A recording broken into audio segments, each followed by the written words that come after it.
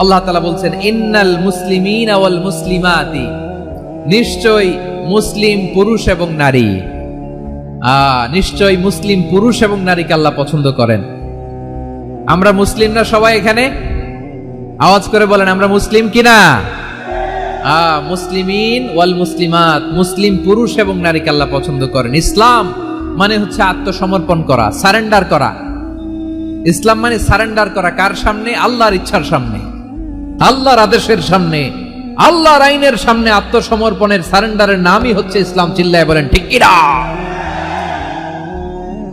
কেউ যখন নিজেকে মুসলিম বলে দাবি করে, তখন আল্লাহর কোন বিধান আসলে, আল্লাহর কোন আইন তার সামনে আসলে সেটা মানবো কি মানবো না এমন কথা বলার তার সুযোগ নাই, মানতেই তাকে হবে। আওয়াজ করে বলেন ঠিক কিনা?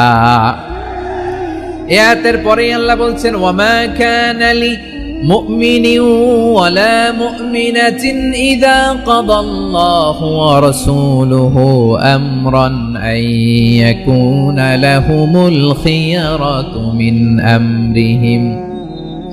আল্লাহর পক্ষ থেকে কোন বিশ্বাসী নারী পুরুষের সামনে যখন কোন বিধান আসে, কোন আইন আসে, তখন সে আইন সে মানবে না এমন কোন অপশন তার নাই। মানলেও হবে, না মানলেও হবে, এমন কোন অপশন আছে নাকি বলেন?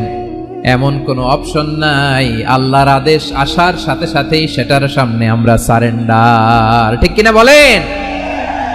আল্লাহর আদেশ আসলেই সারেন্ডার, আল্লাহর কথা আসলেই সারেন্ডার। এখানে আমার কথা চলবে?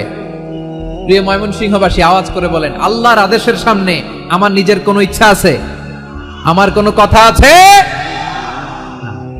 যারা আল্লাহর আদেশের সামনে নিজেকে সঁপে দেয়, যারা আল্লাহর আদেশের সামনে নিজের ইচ্ছাকে বিসর্জন দেয়, যারা আল্লাহর বিধানের সামনে নিজের কথা, খায়েশ সবকিছুকে স্যাক্রিফাইস করে, তারাই হচ্ছে মুসলিম।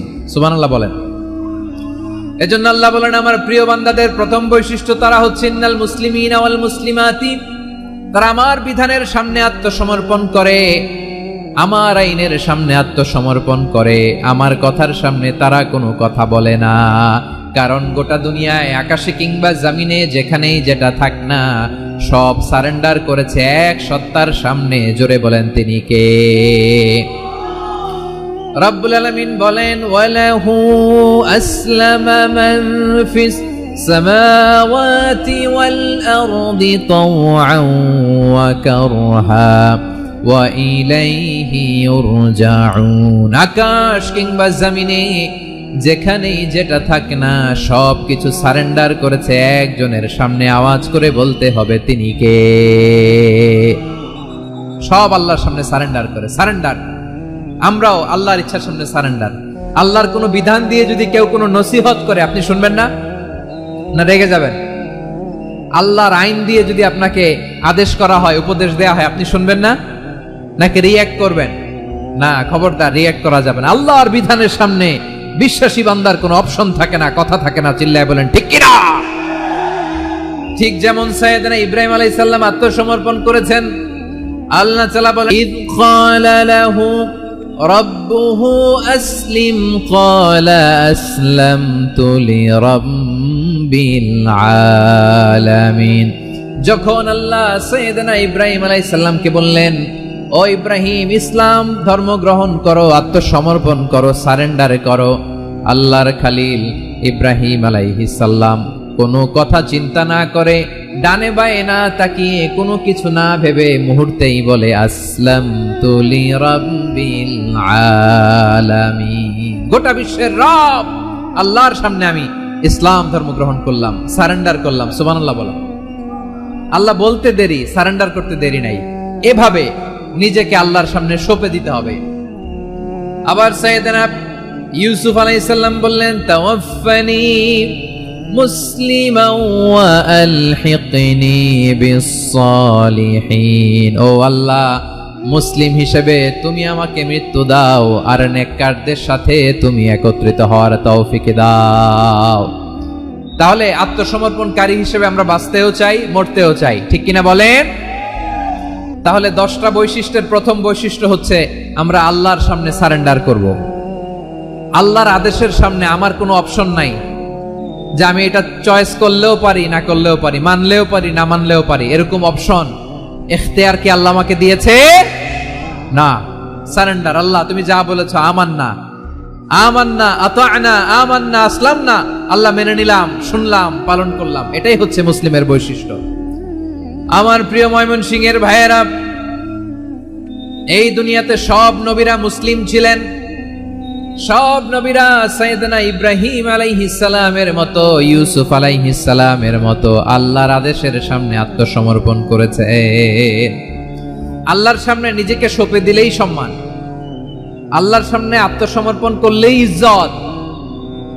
ইসলামকে রেখে দিয়ে অন্য কোথাও ইজ্জত খুঁজলে আমাদেরকে বেইজ্জতি করে ছাড়বেন কে? এজন্য ওমর ফারুক রাদিয়াল্লাহু তাআলা আনহু বলতেন, নাহনু কওমুন আ'আজ্জানাল্লাহু বিল ইসলাম ফাইন বিতাগাইনাল ইজ্জাতা বিগাইরিহি আদাল্লানাল্লাহ। আমরা এমন জাতি, যে জাতিকে আল্লাহ তাআলা ইসলামের মাধ্যমে সম্মানিত করেছেন।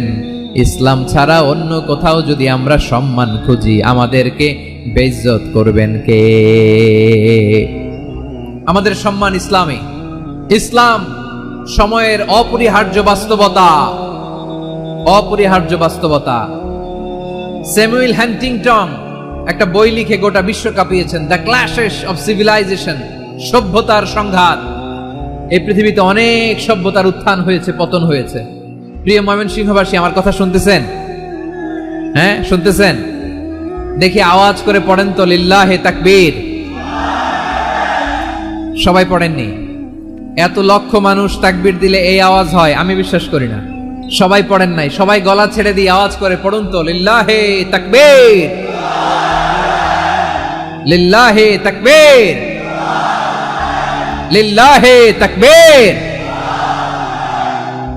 দ্য ক্ল্যাশেস অফ সিভিলাইজেশন, সভ্যতার সংঘাত। স্যামুয়েল হ্যান্টিংটন একটা বই লিখে গোটা বিশ্ব কাঁপিয়েছেন। বিভিন্ন সভ্যতার উত্থান এই পৃথিবীতে ঘটেছে, আবার পতন হয়েছে। এই পৃথিবীতে এসেছে আর্য সভ্যতা, বৈদিক সভ্যতা, মেসোপটেমীয় সভ্যতা, মহেঞ্জোদারো সভ্যতা, সিন্ধু সভ্যতা, অনেক সভ্যতা। এখন চলতেছে পাশ্চাত্যের ডমিনেশন, তারা এখন সুপার পাওয়ার। স্যামুয়েল হ্যান্টিংটন বলে, এক সভ্যতা, এক সুপার পাওয়ার বেশি দিন প্রভাব খাটাতে পারে না। এই পাশ্চাত্যের এই সভ্যতারও একদিন কবর রচিত হবে, এটাও একদিন নিচে নামতে বাধ্য হবে। এরপরে এমন এক সভ্যতা দাঁড়াবে, যে সভ্যতার পতাকার মধ্যে থাকবে লেখা লা ইলাহা ইল্লাল্লাহ। ওই সভ্যতার পতন পৃথিবীর কেউ করতে পারবে না। চিল্লায় বলেন ঠিক কিনা? সেটাই হচ্ছে ইসলাম। নাহনু কওমুন আ'আজ্জানাল্লাহু বিল ইসলাম। আমরা এমন জাতি, যে জাতিকে ইসলাম দিয়ে সম্মানিত করেছে কে? ফাইন ইবতাগাইনাল ইজ্জাতা বিগাইরিহি আদান্নাল্লাহ। ইসলাম ছাড়া অন্য কোথাও যদি আমরা সম্মান তালাশ করি, আমাদেরকে আল্লাহ তাআলা অপমানিত করে ছাড়বেন। একটু জিকির করেন, সুবহানাল্লাহ, আলহামদুলিল্লাহ, লা ইলাহা ইল্লাল্লাহ, সুবহানাল্লাহ, আলহামদুলিল্লাহ, লা ইলাহা ইল্লাল্লাহ, সুবহানাল্লাহ, আলহামদুলিল্লাহ, লা ইলাহা ইল্লাল্লাহ। সবাই পড়ুন, সুবহানাল্লাহ, আলহামদুলিল্লাহ, লা ইলাহা ইল্লাল্লাহ। আল্লাহ নামের জিকির করবে যারা, আল্লাহর কাছে প্রিয় তারা। আল্লাহর কাছে প্রিয় যারা, জান্নাতে প্রবেশ করবে তারা। জোড়ে লা ইলাহা ইল্লাল্লাহ, লা ইলাহা ইল্লাল্লাহ, জোড়ে লা ইলাহা ইল্লাল্লাহ, লা ইলাহা ইল্লাল্লাহ, লা ইলাহা ইল্লাল্লাহ, লা ইলাহা ইল্লাল্লাহ, লা ইলাহা ইল্লাল্লাহ, লা ইলাহা ইল্লাল্লাহ, মুহাম্মাদুর রাসূলুল্লাহ সাল্লাল্লাহু আলাইহি ওয়াসাল্লাম। ইসলাম, ইসলাম ছাড়া অন্য কিছু আমরা মানি না, মানবো না। চিল্লায় বলতে হবে ঠিক কিনা? ইসলাম বিরোধী কোনো মতবাদ আমরা মানবো না, চিল্লায় বলেন ঠিক কিনা? ইসলাম আছে, ইসলাম থাকবে। যারা ইসলামকে মাটির নিচে গেড়ে ফেলতে চায় ওরা জানে না ইসলামের ধর্ম কি। ইসলাম চারা বীজের মতো, ইসলামকে জমিনের ভিতরে গেড়ে দিতে চাইলে এটা শাখা প্রশাখা নিয়ে আসমানের দিকে উপরের দিকে উঠে যায়, চিল্লায় বলেন ঠিক কিনা? এজন্য আল্লাহর হাবিব বলেন 6টি মৌলিক কর্মসূচির সারমর্ম হলো ইসলাম। আওয়াজ করে বলেন তো কয়টি? হাদিসে জিবরিলে সাইয়েদনা জিবরিল আলাইহিস সালাম বিশ্বনবীকে বললেন, ও নবী আপনি বলেন তো ইসলাম কি? ইয়া মুহাম্মদ আখবিরনি আনিল ইসলাম, ইসলাম কারে বলে আপনি বলেন। আল্লাহর হাবিব বললেন, আল ইসলাম ওয়ান তাশহাদা আন লা ইলাহা ইল্লাল্লাহ ওয়া আন্না মুহাম্মাদার রাসূলুল্লাহ ওয়া তুকিমাস সালাতা ওয়া তুতিয়াজ যাকাতা ওয়া তাসুমা রমাদানা ওয়া তাহুজ্জাল বাইতা মান ইসতাতাআ ইলাইহি সাবিলা। আল্লাহর হাবিব ফরমান 6টি মৌলিক কর্মসূচির সারমর্ম হলো ইসলাম। এক হলো তুমি সাক্ষী দিবা আল্লাহ ছাড়া কোনো ইলাহ নাই, মুহাম্মদ ছাড়া রাসূল নাই, তিনি আমাদের রাসূল। সালাত কায়েম করবা, যাকাত আদায় করবা, সামর্থ্য থাকলে আল্লাহর ঘরে হজ করতে যাবা। এই 6টা কর্মসূচির সারমর্মের নাম হলো ইসলাম। ময়মনসিংহবাসী আওয়াজ করে বলেন, এই 6টা কর্মসূচির সারমর্মের নাম কি? তাহলে ইসলাম কারে বলে বুঝতে পারছেন? তাহলে 10 নম্বরের 1 নম্বর আমরা বুঝে ফেলছি, ইন্নাল মুসলিমিনা ওয়াল মুসলিমাতি। আল্লাহ বলেন মুসলিম পুরুষ এবং নারী আমার কাছে প্রিয়, যারা আমি আল্লাহর আদেশের সামনে নিজেদেরকে সোপর্দ করে দেয়, সারেন্ডার করে দেয়, আমি আল্লাহর বিধানের সামনে নিজেকে সঁপে দেয়, আমি আল্লাহর ইচ্ছার সামনে নিজের ইচ্ছা বিসর্জন দেয়, আমি আল্লাহর সামনে সে সারেন্ডার করে আত্মসমর্পণ করে, সেই মুসলিম। ঠিক কিনা বলেন? তাহলে 1 নম্বর বৈশিষ্ট্য ইন্নাল মুসলিমিনা ওয়াল মুসলিমাতি। এরপরে আল্লাহ বললেন ওয়াল মুমিনিনা ওয়াল মুমিনাতি, বিশ্বাসী নারী এবং পুরুষ। আত্মসমর্পণকারী নারী এবং পুরুষ যেমনি আল্লাহর কাছে প্রিয়, ঈমানদার পুরুষ এবং নারীরাও আল্লাহর কাছে প্রিয়। পড়েন সুবহানাল্লাহ। মুমিনিনা ওয়াল মুমিনাতি। দেখেন আমি আলোচনার শুরুতেই বলেছি এই আয়াতে আল্লাহ তাআলা পুরুষদের কথা বলার সাথে সাথে পাশাপাশি কাদের কথা বলেছেন? নারীদের কথা। আওয়াজ করে বলেন কাদের কথা? নারীদের কথা বলেছেন। এজন্য মুমিনিনা ওয়াল মুমিনাতি, আল্লাহ ঈমানদার পুরুষদের যেমনি পছন্দ করেন, ঈমানদার নারীদেরকেও তিনি পছন্দ করেন। ঈমান মানে হচ্ছে স্বীকৃতি দেওয়া। ঈমান মানে স্বীকৃতি দেওয়া। কিসের স্বীকৃতি? বিশ্বাসের স্বীকৃতি। কিসের? মাশাআল্লাহ, বিশ্বাসের স্বীকৃতি। এই পৃথিবীতে বিশ্বাসের দাম বড্ড বেশি। এই পৃথিবীতে সবচেয়ে দামি জিনিস কি? বিশ্বাস। বিশ্বাস ছাড়া এই জগৎ চলে? স্বামী স্ত্রীর সম্পর্ক কিসের উপর টিকে থাকে বলেন তো? হ্যাঁ, বিশ্বাসের উপর টিকে থাকে। স্বামী স্ত্রীর সম্পর্ক টিকে থাকে বিশ্বাসের উপর। আচ্ছা, পার্টনারশিপে যারা ব্যবসা করেন, পার্টনারশিপের বিজনেস, এটা টিকে থাকে কিসের উপর? বিশ্বাসের উপর। এই জগৎটাই চলে বিশ্বাসের উপর। বিশ্বাসীরা এই পৃথিবীতে না থাকলে আল্লাহ এই পৃথিবীও টিকায় রাখতেন না। একজন বিশ্বাসী এই পৃথিবীর বুকে বেঁচে থাকলে আল্লাহ তাআলা এই পৃথিবী ধ্বংস করবেন না। চিল্লায় পড়েন আল্লাহু আকবার। এই পৃথিবীর সবচেয়ে দামি বস্তু বিশ্বাস, সবচেয়ে দামি। বিশ্বাস দিয়ে এই পৃথিবী চলে। এজন্য জ্ঞানীরা বলে বিশ্বাসে মিলায় বস্তু, তর্কে বহুদূর। বলে না? বিশ্বাসে মিলায় বস্তু, তর্কে বহুদূর। বিশ্বাসে এই পৃথিবী টিকে থাকে। আচ্ছা দেখেন, ঢাকা থেকে একজন লোক কক্সবাজার যাবে। প্রিয় ময়মনসিংহবাসী আওয়াজ করে বলেন কই যাবে? ডবল ডেকার বাস আছে না, যেগুলোতে ঘুমায় ঘুমায় যাওয়া যায়। তো দেখবেন অনেক প্যাসেঞ্জার বাসে উঠে আস্তে করে ব্ল্যাঙ্কেট নিয়ে, কম্বল নিয়ে ঘুম দিতেছে। ঘুম দেখেন তার কি বিশ্বাস ড্রাইভারের উপরে। এই বাস তো তারে চালাইতে চালাইতে নওগাঁ নিয়ে যেতে পারে, এই বাস তো তারে নিয়ে পঞ্চগড় ছেড়ে দিতে পারে, কিন্তু তার কোনো টেনশন নাই। সে দেখবেন ব্ল্যাঙ্কেট নিয়ে, কম্বল নিয়ে দিছে জনমের ঘুম। এর কারণ তার বিশ্বাস আছে যে সকালবেলা এই বাস কক্সবাজারেই পৌঁছবে। দেখেন বিশ্বাসের কত দাম। ঢাকা থেকে জেদ্দা উমরা করতে যারা যান দেখবেন 40,000 ফিট উপরে বিমানে অনেকে কম্বল চাপা দিয়ে ঘুম দিতেছে। ঘুম। এই বিমান 40,000 ফিট উপর দিয়ে পাইলট চালায়া এটাকে আফ্রিকার জঙ্গলে নিয়ে যায় নাকি ভারত মহাসাগরে নিয়ে যায়, তার কোনো টেনশন নাই। সে ঘুম, কারণ তার পাইলটের উপর, এই এয়ারলাইন্সের উপর বিশ্বাস আছে যে সকালবেলায় এটা জেদ্দা আন্তর্জাতিক বিমানবন্দরে ল্যান্ড করবে, ঠিক কিনা বলেন? বাবা বাবা তার কলিজার টুকরো সন্তানকে, ছোট্ট ছেলেটাকে দেখবেন মাঝে মাঝে আদর করে এরকম শূন্যে ছুঁড়ে মারে। আপনারা মারেন? ময়মনসিংহের বাবারা বাচ্চাদের সাথে এরকম মজা করেন না? তো উত্তর দেন না কেন? আপনারা করেন? বাবা তার সন্তানকে, ধরেন ছোট্ট মেয়েটাকে আদর করে কোলে তুলে এরকম শূন্যে ছুঁড়ে মারে। তো মেয়েটাকে শূন্যে ছুঁড়ে মারলে দেখবেন মেয়েটা খিলখিল করে হাসে, খিলখিল করে হাসে। ও যদি নিচে পড়ে ওর হাতও ভাঙবে, পাও ভাঙবে, তারপরেও হাসে। কেন হাসে? কারণ মেয়েটার বিশ্বাস আছে যে আব্বু আমারে ছাড়বে না, আব্বু আমাকে ঠিকই ধরে ফেলবে। চিল্লায় বলেন ঠিক কিনা? ও আমার প্রাণের ময়মনসিংহের ভাইয়েরা, এই জমিন চলে বিশ্বাসে। বিশ্বাস এই পৃথিবীর সবচাইতে দামি সম্পদ।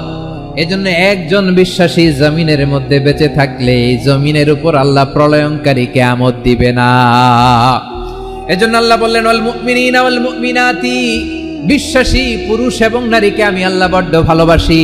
তারা এমন ভাবে বিশ্বাস করে, না দেখে বিশ্বাস। আল্লাহ বলছেন আল্লাযীনা ইউমিনুনা বিল গায়বি ওয়া ইউকিমুনাস সালাহ, আমার বিশ্বাসী বান্দারা না দেখে বিশ্বাস করে। অদৃশ্যের প্রতি তারা বিশ্বাস রাখে, না দেখে বিশ্বাসটাই আসল বিশ্বাস, ঠিক কিনা বলেন? আচ্ছা, বুঝে থাকলে উত্তর দেন। আমার হাতে 3টা চকলেট নিয়ে যদি আমি বলি এই যে আমার হাতে চকলেট, তুমি বিশ্বাস করো? আপনি তো বলবেন করি, কারণ চকলেট তো দেখা যায়। বিশ্বাস না করে যাবেন কই? কিন্তু আপনারে না দেখায়া 3টা চকলেট এরকম মুষ্টিবদ্ধ করে পিছনের দিকে নিয়ে যদি বলি বন্ধু আমার পিছনে ডান হাতের মুঠায় কিন্তু 3টা চকলেট আছে, বিশ্বাস করো? ও না দেখেও যদি বলে বন্ধু তুই যেহেতু বলছিস বিশ্বাস করি, যদি করে এটাই আসল বিশ্বাস। না দেখে বিশ্বাস করাটাই আসল বিশ্বাস। চিৎকার করে বলেন ঠিক কি না? এজন্য আল্লাহ বললেন না দেখে বিশ্বাস হলো আসল বিশ্বাস। অদৃশ্যের প্রতি বিশ্বাসকে বলে প্রকৃত বিশ্বাস। আল্লাযীনা ইউমিনুনা বিল গায়ব, আমার বান্দারা না দেখে আমি আল্লাহর উপর বিশ্বাস করে। এবার বিশ্বনবী বললেন 6টি মৌলিক কর্মসূচির সারমর্মের নাম যেমনি হলো ইসলাম, ঠিক তেমনি 6টি মৌলিক বিষয়ের উপর ঈমান আনার নাম হলো বিশ্বাস। সুবহানাল্লাহ বলেন। 6টা মৌলিক বিষয়ের উপর যদি আপনি বিশ্বাস রাখেন এটা হচ্ছে ঈমান। সেটা কি? সাইয়েদনা জিবরাইল বললেন ইয়া মুহাম্মদ আখবিরনি মাল ঈমান, ঈমান কারে বলে বলো। আল্লাহর নবী বললেন আন তুমিনা বিল্লাহ, আল্লাহর উপর ঈমান আনবা। কার উপর? আল্লাহ নামটা আপনাদের ভাল লাগে? আল্লাহর জিকির যে করছেন কেমন লাগে? সবাই মিলে গলা ছেড়ে আল্লাহরে ডাক দেন তো, বলেন আল্লাহ। আরো জোরে আল্লাহ। প্রাণ খুলে একসাথে ইয়া আল্লাহ। আল্লাহু নাম যতই জপি ততই মধুর লাগে, নামে এত মধু থাকে কে জানি তো আগে। আল্লাহু নাম যতই জপি, ও নাম জপে প্রিয়তম, ও নামে জপে মজনু সম, ওই নামে পাপিয়া গাহে হৃদয় গোলাপে বাগে। আল্লাহু নাম যতই জপি। সুবহানাল্লাহ বলেন। আল্লাহর নাম এত মধুমাখা নাম, এত জাদুমাখা নাম। সব নবীরা এই নামের জিকির করেছেন, সব আল্লাহর ওলিরা এই নামটি জপেছেন। এজন্য এই নাম জপলে হৃদয় শান্ত করে দেয় কে? এজন্য আওয়াজ করে আল্লাহরে আবারও ডেকে বলেন ইয়া আল্লাহ। বিশ্বনবী বললেন ঈমান মানে আন তুমিনা বিল্লাহ, আল্লাহর উপর ঈমান আনবা, ওয়া মালাইকাতিহি, ফেরেশতাদের উপর ঈমান আনবা, ওয়া কুতুবিহি, আল্লাহর পাঠানো কিতাবের উপর ঈমান আনবা, ওয়া রুসুলিহি, রাসূলের উপর ঈমান আনবা, ওয়াল ইয়াউমিল আখিরি, শেষ বিচারের প্রতি ঈমান আনবা, ওয়া তুমিনা বিল কদরি খাইরিহি ওয়া শাররিহি, আল্লাহর দেয়া তাকদীরের উপর ঈমান আনবা। ঠিক কিনা বলেন? তাহলে এই 6টা মৌলিক বিষয়ের উপর বিশ্বাসকে বলে ঈমান। আল্লাহ ওই ঈমানদারদেরকে পছন্দ করে যাদের ঈমান এরকম মজবুত। আল্লাহ বললেন ওয়াল মুমিনিনা ওয়াল মুমিনাতি, ঈমানদার পুরুষ এবং নারীরাও আমার কাছে বড্ড প্রিয়।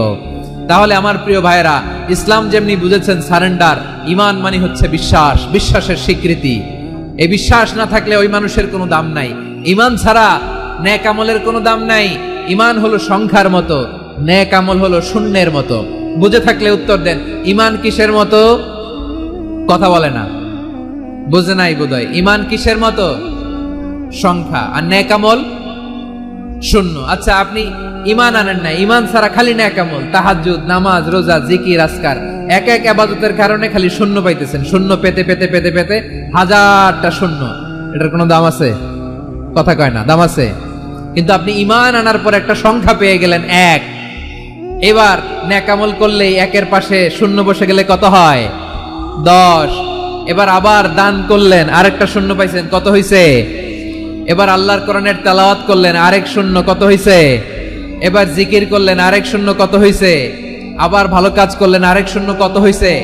এখন যত সৎকর্ম নেক আমল করেন, শূন্য যত বাড়ে, এটার দাম আছে না নাই? এজন্য আমার প্রিয় ভাইয়েরা, ঈমানের দাম সবচেয়ে বেশি। ঈমান হলো সফলতার মাপকাঠি। টাকা যার বেশি সে সফল নয়, এই সমাজে দাপট যার বেশি সে সফল নয়, এই সমাজে খ্যাতি যার বেশি সে সফল নয়, যার হৃদয় ঈমান আছে, বিশ্বাস আছে, সেই সফল। ঠিক কি না? এজন্য রব্বুল আলামিন বলেন, ক্বাদ আফলাহাল মুমিনুনাল্লাযীনা হুম ফি সলাতিহিম খাশিউন। সফল হয়েছে তারা, ঈমান এনেছে যারা। আমার প্রিয় ভাইয়েরা, এই ঈমান হলো সফলতার মাপকাঠি। এই ঈমান হলো বিজয়ের পূর্ব শর্ত। ইসলামের বিজয় আমরা বাংলাদেশে চাই কি চাই না? আওয়াজ করে বলেন। রব্বুল আলামিন বলেন, ওয়ালা তাহিনু ওয়ালা তাহজানু ওয়া আনতুমুল আ'লাউনা ইন কুনতুম মুমিনিন।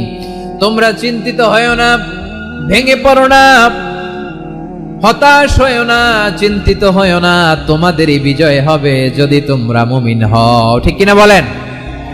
আপনারা কি অত্যাচার, আযাব, জুলুম দেখে ভয় পান? হ্যাঁ, নবীদের উপর অত্যাচার ছিল কি ছিল না? সাহাবাদের উপর ছিল কি ছিল না?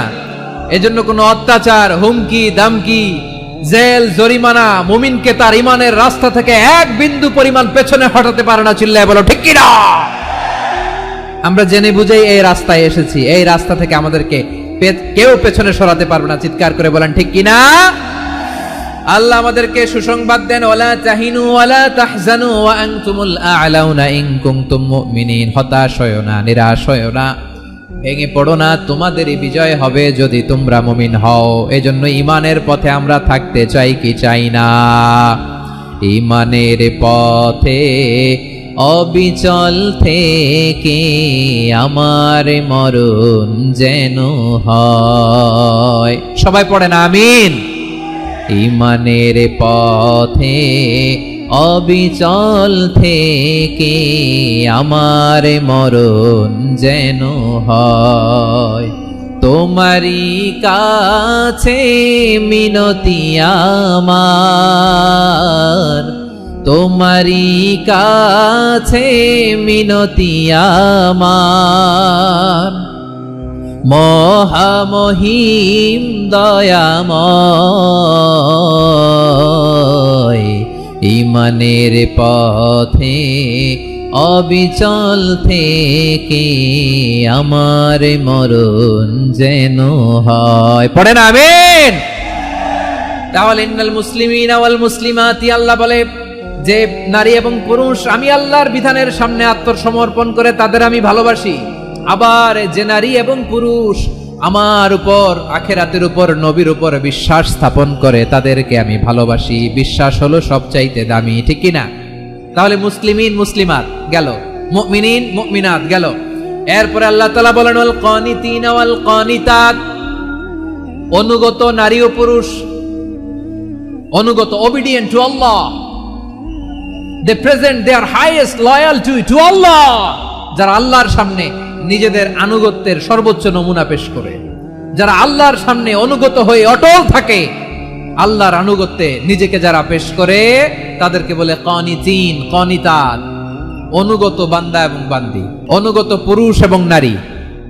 ওয়াল কানিতিন ওয়াল কানিতাত, অনুগত বান্দা বান্দিদেরকে আল্লাহ বড় ভালোবাসেন। আল্লাহ বলেন, হাফিযু আলাস সালাওয়াতি ওয়াস সালাতিল ওয়াসতা ওয়া কুমু লিল্লাহি কানিতিন। তোমরা নামাজগুলোকে যত্নের সাথে আদায় করো, বিশেষ করে মধ্যম নামাজ, আসরের নামাজ। আর আমি আল্লাহর সামনে যখন দাঁড়াবা আমি আল্লাহর সামনে যখন দাঁড়াবা অনুগত হয়ে দাঁড়াবা। আল্লাহর সামনে নামাজে যখন দাঁড়াবো অনুগত হয়ে দাঁড়াবো। অনুগত, আনুগত্যের সর্বোচ্চ টুকুন আমরা আল্লাহর সামনে পেশ করব। কেমন করে নিজের আনুগত্য প্রকাশ করতে হয় প্রিয় ভাইয়ের, আসুন বিষ্ণু ঈসা ইসলামের জীবনী থেকে দেখি। আল্লাহর হাবিব রাহমাতাল লিল আলামিন কেমন করে তিনি আল্লাহর সামনে আনুগত্য পেশ করতেন।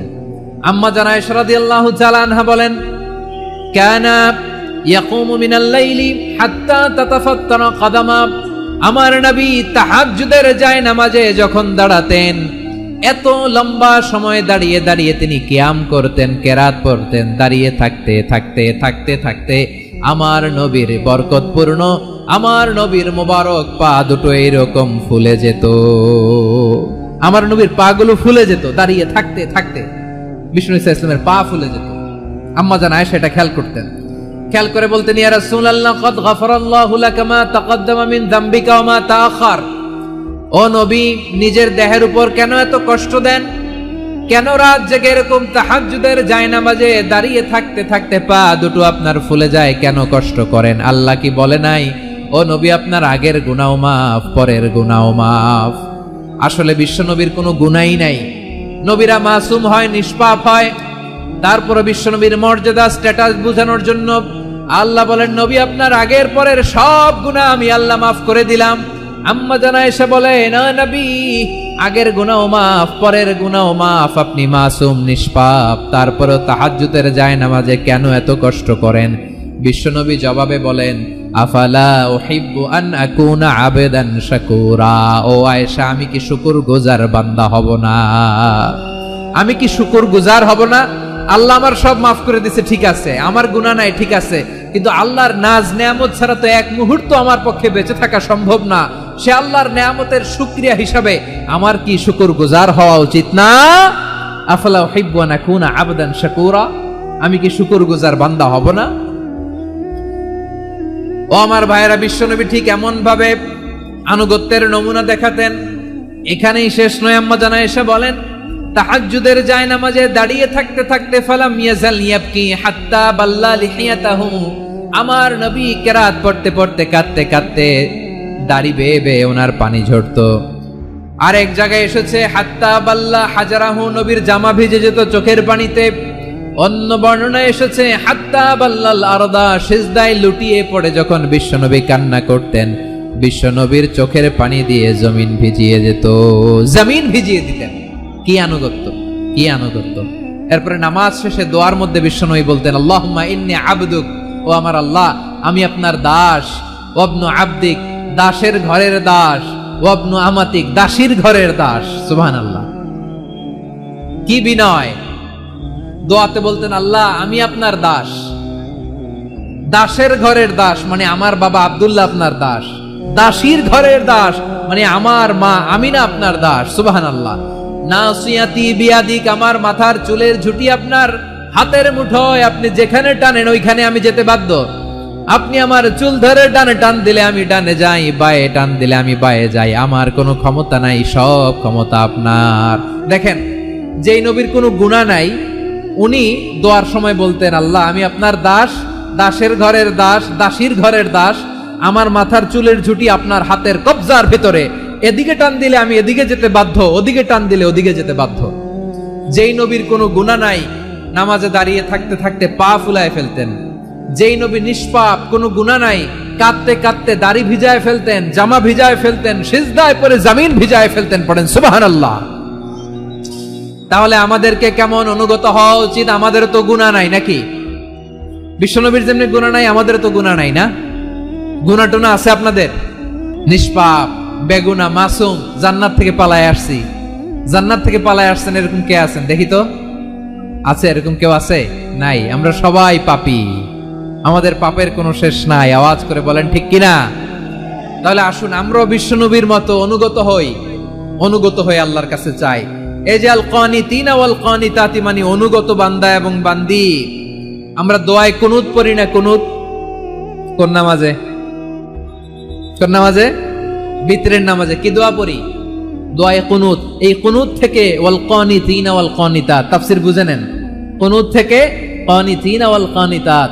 তাহলে দোয়ায়ে কুনুত হচ্ছে বিনীত হয়ে অনুগত হয়ে আল্লাহর কাছে চাওয়া।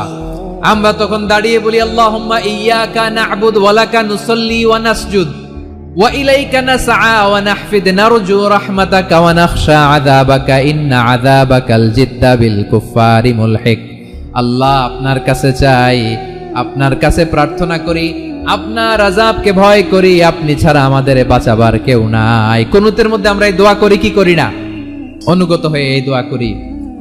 যারা রমজানের শেষ দশকে মক্কা শরীফে থেকেছেন তারা শাইখ আব্দুর রহমান আস-সুদাইসের কুনুত পেয়েছেন।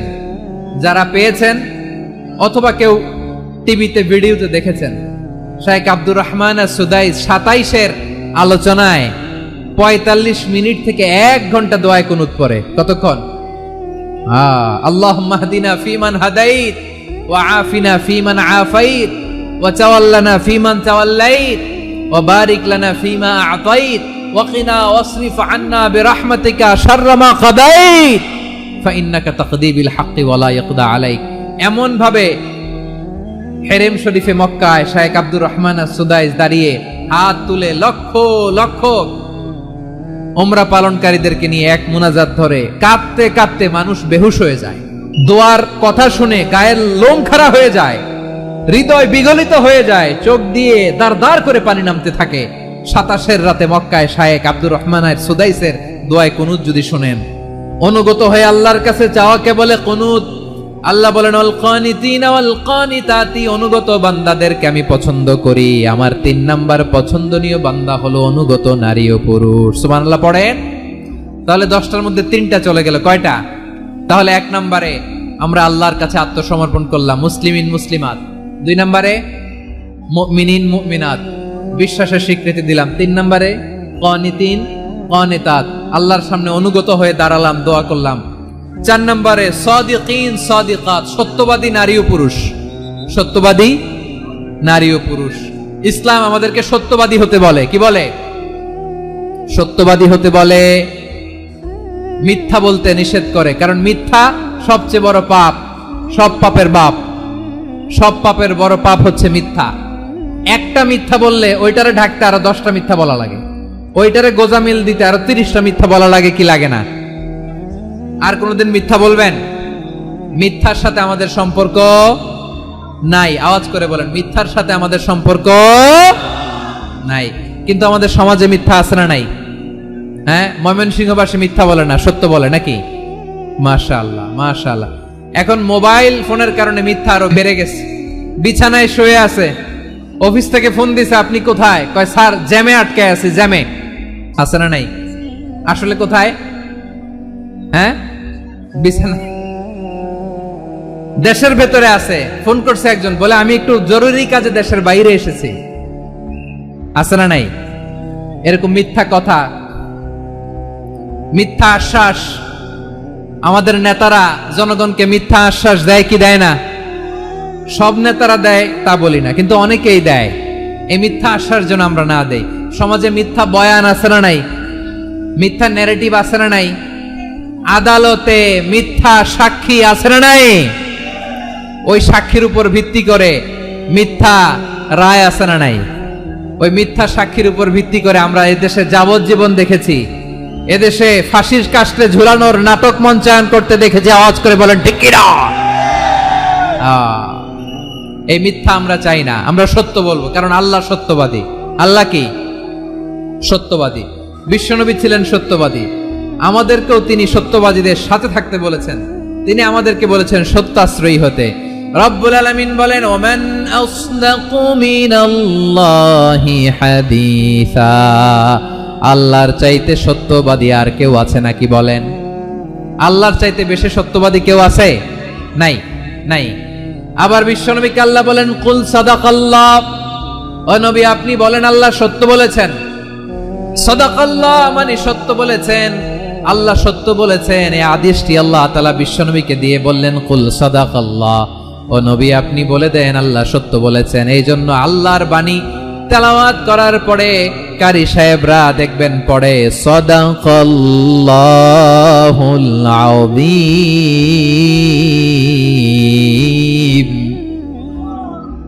কোরআন তেলাওয়াতের পরে কারি সাহেবরা বলে না সাদাকাল্লাহুল আযীম, এর কারণ আল্লাহ তাআলা কোরআনেই বলেছেন কুল সাদাকাল্লাহ, হে নবী আপনি বলুন আল্লাহ সত্য বলেছেন।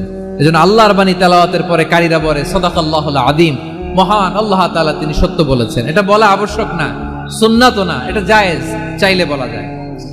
তার মানে আল্লাহ তাআলা সত্যবাদী, আমার নবীও ছিলেন সত্যবাদী, আল্লাহর হাবিব ছিলেন as-সাদিকাল আমিন, সত্যবাদী আমানতদার। আমার নবীর চাইতে বেশি আমানতদার মক্কায় কেউ ছিল না, আল্লাহর হাবিবের চাইতে বেশি আমানতদার কেউ ছিল না, তার চাইতে সত্যবাদী কেউ ছিল না।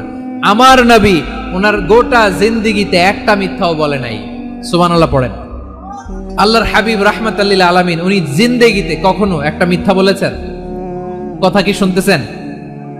হ্যাঁ শুনতেছেন? আল্লাহর নবী জীবনে কোনোদিন মিথ্যা বলছেন? না, বলেন নাই। যখন আকাশ থেকে আয়াত নাজিল হলো আনজির আশিরাতাকাল আকরাবিন, ও নবী আপনি নিকটাত্মীয়দের সতর্ক করেন, দাওয়াত দেন। আল্লাহর নবী সাফা পাহাড়ের চূড়ায় চলে গেলেন, ডাক দিলেন, সবাইরে বললেন, ও আমার জ্ঞাতি গোষ্ঠীর লোকেরা, আমি যদি বলি এই পাহাড়ের পেছনে একদল ঘোর সওয়ার তোমাদের উপর আক্রমণ করবার জন্য, অ্যাটাক করার জন্য অপেক্ষা করছে, তোমরা আমার কথা বিশ্বাস করবে নাকি? এলাকার লোকেরা বলল অবশ্যই বিশ্বাস করব। বিশ্বনবী বললেন, আমি যদি বলি পাহাড়ের পেছনে একদল ঘোড়সাওয়ার তোমাদেরকে অ্যাটাক করবে, বিশ্বাস করবা? আকুনতুম মুসাদ্দিকিয়া? এলাকার লোকেরা বলল অবশ্যই বিশ্বাস করব, কারণ মা জাররাবনা আলাইকা ইল্লা সিদকা, মুহাম্মদ আমরা জীবনে তো কোনোদিন তোমার মিথ্যা বলতে শুনি নাই, তো তুমি যাই বলবা তাই বিশ্বাস করব। We have never ever experienced a single lie from you, আমাদের জীবনে একটাও মিথ্যা কথা তোমার মুখ দিয়ে বলতে শুনি নাই। সুবহানাল্লাহ পড়েন। এই ময়মনসিংহের কোন ছেলে এখানে যদি দাঁড়ায় স্টেজের মধ্যে, সবাই বলবে এই ছেলেটা এত ভালো, এর জীবনে একটা মিথ্যা আমরা শুনি নাই। এরকম কোন ছেলে পাওয়া যাবে? হ্যাঁ, ঝামেলায় পড়ে, পেশালে পড়ে, যেই কোনো ভাবে আমরা কখনো না কখনো কোনো মিথ্যা বলে ফেলছি, ঠিক কিনা বলেন? আল্লাহ মাফ করুক। কিন্তু বিশ্বনবী সাফা পাহাড়ের চূড়ায় যখন বললেন, আমি যদি বলি একদল তোমাদের অ্যাটাক করবে, মানবা? বিশ্বাস করবা? সবাই বলে করব, কারণ আমরা জীবনে তোমার মিথ্যা বলতে শুনি নাই। সুবহানাল্লাহ কইবেন না? পুরো এলাকাবাসী যদি এই কথাটা বলে, এই কথাটা একজন মানুষের জন্য কত বড় সার্টিফিকেট আপনি কল্পনা করতে পারেন? আমার নবী ওনার গোটা জিন্দেগিতে একটা মিথ্যা বলে নাই। আওয়াজ করে বলেন আল্লাহু আকবার। তার মানে আমার আল্লাহ সত্যবাদী, আমার নবীও ছিলেন সত্যবাদী, আমাদেরকেও তিনি সত্যবাদীদের সাথে মিশতে বলেছেন। রব্বুল আলামিন বলেন, ইয়া আইয়ুহাল্লাযীনা আমানু কুনু মা'আস সাদিকিন, হে বিশ্বাসীরা মিথ্যাবাদীদের সাথে তোমরা মিশো না, সত্যবাদীদের সাথে থাকো। সুবহানাল্লাহ বলেন। এবার বলেন আমরা কাদের সাথে থাকবো? মিথ্যাবাদীদের সাথে না সত্যবাদী? আমরা বন্ধু বানাবো কাদের? মিথ্যাবাদীদের না সত্যবাদীদের? আমরা সাপোর্ট করব কাদের? মিথ্যাবাদীদের না সত্যবাদীদের? মনে থাকবে ইনশাআল্লাহ বলেন সবাই। আবার আল্লাহর হাবিব বলেন, আলাইকুম বিসসিদকি ফা ইন্নাস সিদকা ইয়াহদি ইলাল বিররি ওয়া ইন্নাল বিররা ইয়াহদি ইলাল জান্নাত, তোমাদের উচিত সত্যাশ্রয়ী হওয়া, কারণ সত্য মানুষকে পুণ্যের পথ দেখায় আর পুণ্য মানুষকে জান্নাতের পথ দেখায়। ওয়া ইয়াকুমুল কাযিবা, তোমাদের উচিত মিথ্যা থেকে বেঁচে থাকা। ফা ইন্নাল কাযিবা ইয়াহদি ইলাল ফুজুর, মিথ্যা মানুষকে পাপের পথ দেখায়। ওয়া ইন্নাল ফুজুরা ইয়াহদি ইলান নার, পাপ মানুষকে জাহান্নামের পথ দেখায়। ঠিক কিনা বলেন? সত্য পুণ্যের পথ দেখায়, পুণ্য জান্নাতের পথ দেখায়, মিথ্যা পাপের পথ দেখায়, পাপ জাহান্নামের পথ দেখায়। রাস্তা দুইটা, ডানে আর বায়ে। ডানের রাস্তা চলে গেছে জান্নাতুল ফেরদাউসে, বায়েরটা চলে গেছে জাহান্নামে। এবার দ্য ডিসিশন ইজ ইয়োর, সিদ্ধান্ত আপনার, আপনি কোন রাস্তায় চলবেন, ডানে না বায়ে? আওয়াজ করে, ডানে না বায়ে? এজন্য আল্লাহ বলেন, সাদিকিনা ওয়াস সাদিকাতি, সত্যবাদী নারী ও পুরুষকে আমি বড্ড পছন্দ করি। কয়টা গেল? চারটা চলে গেল। 5 নম্বরে আল্লাহ বললেন, ওয়াস সাবিরিনা ওয়াস সাবিরাতি, ধৈর্যশীল নারী এবং পুরুষদেরকে আমি পছন্দ করি। আল্লাহু আকবার। মুসলিমিনা মুসলিমাতি, মুমিনিনা মুমিনাতি, কানিতিনা কানিতাতি, সাদিকিনা সাদিকাতি। এবার আসছে সাবিরিনা সাবিরাতি, ওয়াস সাবিরিনা ওয়াস সাবিরাত, ধৈর্যশীল। আমরা ধৈর্যশীল হতে চাই কি চাই না? আপনাদের ধৈর্য আছে? হ্যাঁ আছে। বিপদে ধৈর্য ধারণ করতে পারেন? আল্লাহ তাআলা তুমি আমার ভাইদেরকে ধৈর্য দাও, বলেন আমিন। ধৈর্য ধারণ করার শক্তি দাও গো মেহেরবান, আমায় দাও গো মেহেরবান, পড়েন আমিন। ধৈর্য ধারণ করার শক্তি দাও গো মেহেরবান, আমায় দাও গো মেহেরবান। বুকের ভেতর ব্যথার নদী বইছে অবিরাম, বইছে বইছে অবিরাম। সবাই পড়ুন, ধৈর্য ধারণ করার শক্তি দাও গো মেহেরবান, আমায় দাও গো মেহেরবান। ধৈর্য ধারণ করার শক্তি দাও গো মেহেরবান, আমায় দাও গো মেহেরবান। বুকের ভেতর ব্যথার নদী বইছে অবিরাম, পড়েন আমিন। তাহলে আল্লাহ তাআলা বললেন সাবিরিনা ওয়াস-সাবিরাতি, ধৈর্যশীল নারী এবং পুরুষকে আমি আল্লাহ বড্ড পছন্দ করি। ওয়াস্তাঈনু বিস-সাবরি ওয়াস-সালাহ ওয়া ইন্নাহা লাকাবীরাতুন ইল্লা আলাল খাশিঈন। আল্লাহ বলে যখন বিপদে পড়বা সালাত এবং সবর দিয়ে আমার কাছে সাহায্য চাইবা। বিপদ আসলেই রাহমাতাল লিল আলামিন জায়নামাজে দাঁড়ায় যেতেন। আমরা বিপদ আসলে কি করি? হায় হুতাশ, ফেসবুকে স্ট্যাটাস দেই, ঠিক কিনা? ফেসবুকে শেয়ার দেই। বিপদ আসলে বন্ধুর সাথে শেয়ার দেওয়ার আগে, নিজের স্ত্রীর সাথে শেয়ার দেওয়ার আগে, ফেসবুকে শেয়ার দেওয়ার আগে শেয়ার করব কার সাথে? আল্লাহর সাথে। কারণ আপনার বিপদ থেকে আপনার কেউ উদ্ধার করতে পারে না, একজন সত্তা ছাড়া। চিল্লায় বলতে হবে তিনি কে? সে আল্লাহ। বলেন গোলাম বিপদে ধৈর্য ধারণ করো। আল্লাহর হাবিবকে আল্লাহ সান্ত্বনা দিচ্ছেন, ওয়াসমির আলা মা ইয়াকুলুনা ওয়াহজুরহুম হাজরান জামিলা। ও নবী, ওরা যা বলে মন খারাপ করবেন না, মন ভাঙবেন না, ধৈর্য ধারণ করুন। ওয়াহজুরহুম হাজরান জামিলা, তাদেরকে সুন্দরভাবে ইগনোর করুন। আমার নবীকে গালি দিত কবি বলে, গণক বলে, পাগল বলে, জাদুকর বলে, লেস কাটা বলে। আমার নবী নাকি লেস কাটা, নাউজুবিল্লাহ পড়বেন না। আমার নবী নাকি নির্বংশ, ওনার বংশ নাকি দুনিয়াতে টিকবে না। বলে মুহাম্মদ তোমার কোনো ছেলে সন্তান বেঁচে নাই, তোমার বংশ নির্বংশ হবে। আল্লাহ বলে ইন্না শানিয়াকা হুয়াল আবতার। আমার নবীকে যারা বলেছে নির্বংশ, ওরাই আসলে নির্বংশ, ওরাই পিতৃ পরিচয়হীন জারদ সন্তান। চিল্লায় বলো ঠিক কিনা? ওয়ারাফা'না লাকা যিকরাক। আল্লাহ বলেন নবী আপনার সম্মান আমি বাড়িয়েছি, দুলোক ভোলক ছাড়িয়ে সাতাকাশ মাড়িয়ে আমার আরশ পর্যন্ত আপনার সম্মানকে বুলন্দ করেছি। যেখানেই আমার নাম নেওয়া হয় সেখানেই আমার নবীর নাম আছে নাই। এজন্য বিশ্বনবীরে তারা গালি দিত। বিশ্বনবী যেন গালি শুনে মন খারাপ না করে আল্লাহ বলেন নবী ওয়াসবির আলা মা ইয়াকুলুন, ওরা যা বলে বলুক, আপনি মন খারাপ করবেন না। আমার নবীরে কাফিরেরা যেমনি গালি দিত, এই যুগে আমাদেরকেও গালি দেয় এমন কিছু লোক আছে না নাই? আমার নবীকে গালি দিত গণক, জাদুকর, এরপর গালি দিত পাগল, নির্বংশ বলে। আর আমাদেরকে গালি দেয় মৌলবাদী বলে, আমাদেরকে গালি দেয় রাজাকার বলে। রাজাকার শব্দটা তো এখন একটা অ্যাওয়ার্ড হয়ে গেছে, অ্যাওয়ার্ড।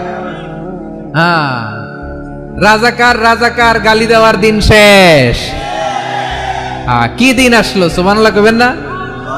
আল্লাহ তো আমাদেরকে দেখাইছে। রাজাকার শব্দটা এখন একটা অ্যাওয়ার্ড হয়ে গেছে। সুবহানাল্লাহ, সুবহানাল্লাহ। পরিস্থিতি পাল্টে দিতে আল্লাহর সময় লাগে না। চিল্লায় বলেন ঠিক কিনা?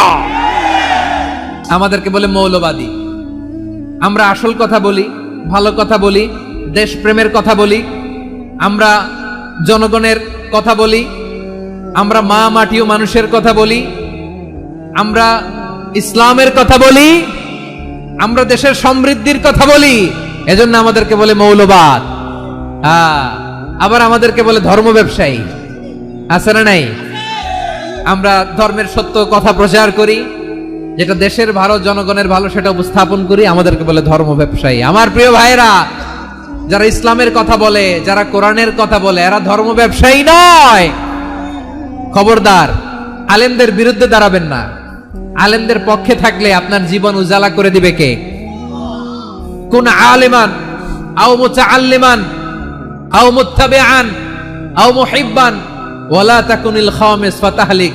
হয় আলেম হও, নয় আলেমের ছাত্র হও, নয় আলেমকে মহব্বত করো, নয় আলেমকে সাপোর্ট করো। এই চারটা করো, 5 নাম্বার হয়েও না, আলেম বিদ্বেষী হয়েও না, তাহলে দুনিয়াও শেষ, আখিরাতও শেষ। চিল্লায় বলো ঠিক কি না? খবরদার, নিজেকে ইসলামের বিরুদ্ধে দাঁড় করাবেন না। এদেশের আসল পরিচয় ইসলাম। এদেশের আসল পরিচয় কি?